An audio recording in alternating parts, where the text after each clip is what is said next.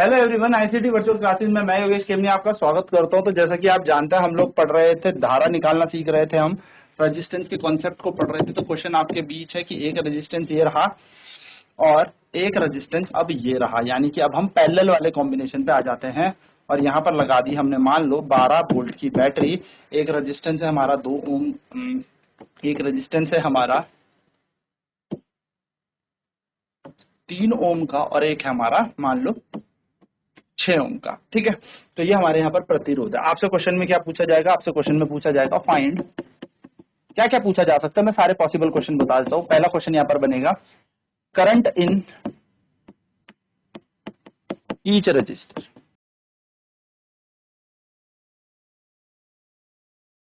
ठीक है, प्रत्येक प्रतिरोध में धारा ज्ञात करें। दूसरा बन जाएगा फाइंड वोल्टेज अक्रॉस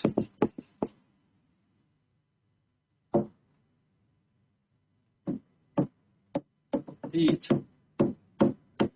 रजिस्टर, यानी कि प्रत्येक प्रतिरोध में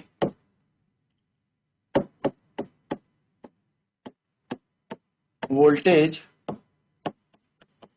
ज्ञात करें। ठीक है, ये बेसिक दो क्वेश्चन आपके यहाँ पर बन जाएंगे।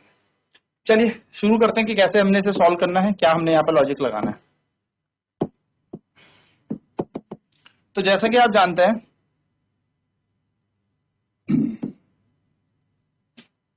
कि पैरेलल में लगे हैं ना, तो हम लिखेंगे बोथ द रजिस्टर्स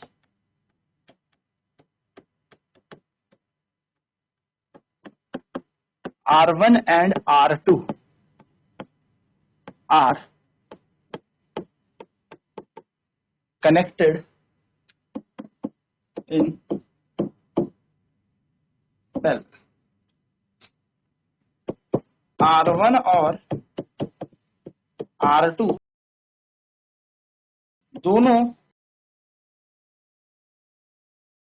प्रतिरोध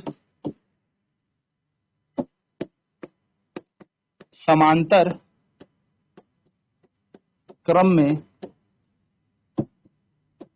लगे हैं।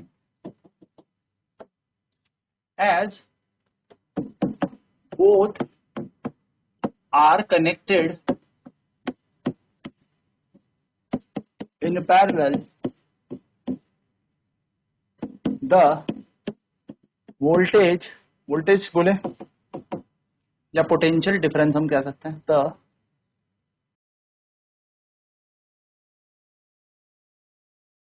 पोटेंशियल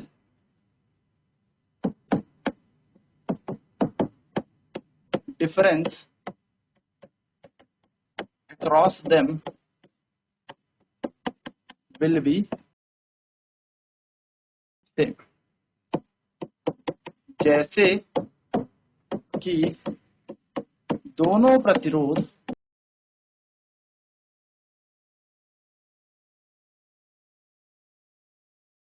समांतर क्रम में लगे हैं, दोनों प्रतिरोधकों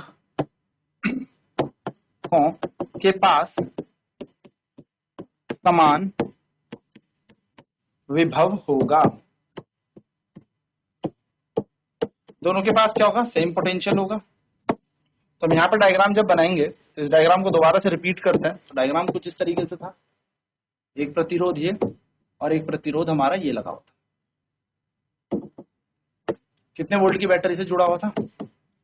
12 वोल्ट की बैटरी, एक था 3 ओम, एक था 6 ओम। पर अब हमने जो कॉन्सेप्ट समझा, दोनों के दोनों ये, तो इसके पास का जो वोल्टेज है, मान लेते हैं ये R1 है, ये R2 है, इसके पास का वोल्टेज भी 12 वोल्ट हो जाएगा और इसके पास का वोल्टेज भी 12 वोल्ट हो जाएगा, क्योंकि पैरेलल लगे हैं, है ना। तो समांतर क्रम में क्या होता है भैया, वोल्टेज बराबर होते हैं। तो सबसे पहला क्वेश्चन हमें करंट निकालना था, तो करंट अक्रॉस R1 हम निकालते हैं, बी I1, यानी कि लेट माना R1 प्रतिरोध में धारा I1 है, ठीक है। R1 प्रतिरोध में धारा I1 है, तो यहां पर बन जाएगा V1 बराबर IR1। अब V1 तो बराबर ही है, तो भैया लगा दो, I1 मान लो, तो V1 कितना आ गया यहाँ पर, इसका V1 मान लो, तो 12 ही तो है, 12 बराबर I, और R1 का मान 3, 3 एकम 3, 3 चक 12, तो I का मान यहाँ पर आ जाएगा 4 एम्पियर। किसके पास आ गया, 3 ओम के प्रतिरोध के पास। अब उसी प्रकार से हमें R2 पे निकालना है, तो हम लिखेंगे second point, current across R2 be I2 माना R2 प्रतिरोध के पास धारा I2 है, तो अगर धारा I2 हो जाएगी तो क्या बन जाएगा, V2 बराबर I2 R2। V तो 12 ही रहेगा, V2 नाम दे दिया बस जनरली, ठीक है, 12 रहेगा, I2 का मान निकालना, और ये है 6, तो I2 बन जाएगा 12/6, यानी कि 2 एम्पियर, यानी कि I2 का मान कितना आ जाएगा, 2 एम्पियर। सिंपल इजी सा है यहाँ पर कॉन्सेप्ट। चलिए, तो हमने यहाँ पर क्या निकाल लिया, ये तो निकाल लिया, और वोल्टेज क्या रहेगा दोनों पे सेम, तो पहला पार्ट हमने निकाल लिया, दूसरा पार्ट निकाल लिया, यानी कि करंट निकाल दिया। थर्ड पॉइंट होगा वोल्टेज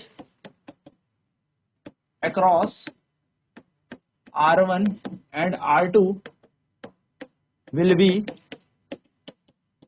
12 वोल्ट। क्या कह रहे हैं, R1 और R2 के पास का वोल्टेज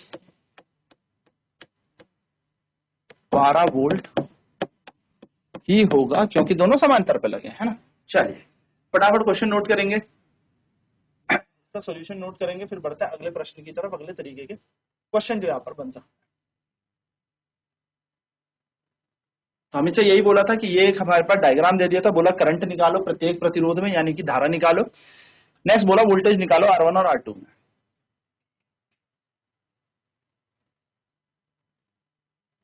ईच रजिस्टर पे हमने कहा प्रत्येक प्रतिरोध में वोल्टेज ज्ञात करें। तो हमने क्या किया, बोथ द रेजिस्टेंस R1 और R2 कनेक्टेड इन पैरेलल, दोनों R1 और R2 समांतर प्रतिरोध, मतलब प्रतिरोध समांतर क्रम में लगे हैं, ये हमने यहाँ पर बेसिकली देख लिया।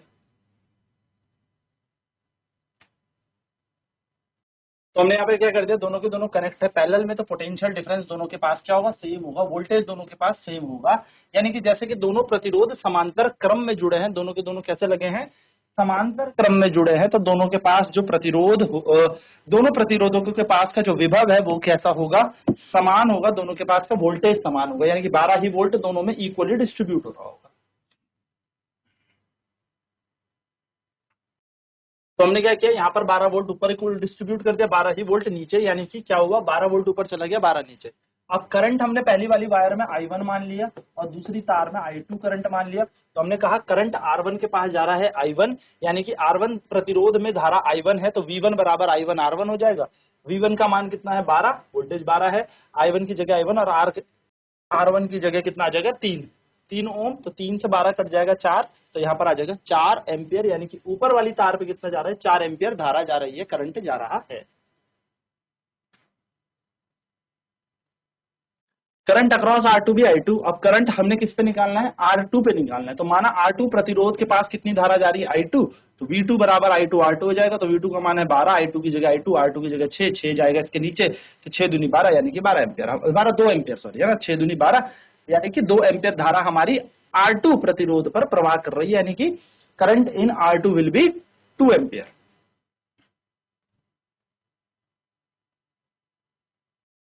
तो वोल्टेज दोनों के पास समान रहेगा, क्योंकि दूसरे पार्ट में हमसे वोल्टेज पूछा था, तो वोल्टेज दोनों में R1 और R2 में समान रहेगा, ठीक है। तो R1 और R2 के पास वोल्टेज 12 वोल्ट ही होगा। तो देखिए ऐसे प्रश्नों में करना क्या है, जरा ध्यान से मेरी बात समझिएगा, इसमें बच्चे फंसते बहुत हैं। होता क्या है ना, अभी तो देखो यहाँ पर 2 ही लगाए हुए, ठीक है, अभी इसके साथ सीरीज में भी जोड़ूंगा तो कंफ्यूजन आ जाएगा, इसलिए ध्यान दीजिएगा कि जब यहाँ पर हमारे पास ऐसा कॉम्बिनेशन होगा, कि दोनों पैरेलल है, जब भी दोनों, तो दोनों के हिसाब से उस डब्बे में जो ये बॉक्स है दोनों में वोल्टेज बराबर होगा। ये बात ध्यान में रखिएगा, जो वोल्टेज ऊपर जा रहा होगा वही नीचे। अब इसके साथ सीरीज में जोड़ दूंगा तो उस पर वोल्टेज समान नहीं होगा। अगर मैं श्रेणी में इसके साथ कोई चीज जोड़ दूं तो उसमें वोल्टेज समान नहीं होगा, वोल्टेज बस इन दोनों के पास सेम है। तो हमें क्या करना पड़ेगा, पहले इसका कुल निकाल के फिर वोल्टेज निकालेंगे, फिर वही वोल्टेज ऊपर भेजेंगे नीचे भेजेंगे। छोटी सी बात है पर ध्यान में रखने वाली बात है, हालांकि इस पे न्यूमेरिकल हम लोग करेंगे भी, ठीक है, ध्यान रखिएगा। तो इस तरीके के प्रश्न अभी हम और करेंगे। आज की क्लास में इतना ही करेंगे, अगली क्लास में हम यहाँ पर अब एक और रेजिस्टेंस इसके साथ जोड़ेंगे और वो चीज भी समझेंगे कि कैसे वो क्वेश्चन होता है। तो आज की क्लास में इतना ही। आईसीटी वर्चुअल क्लासेज में जुड़ने के लिए धन्यवाद। आपका दिन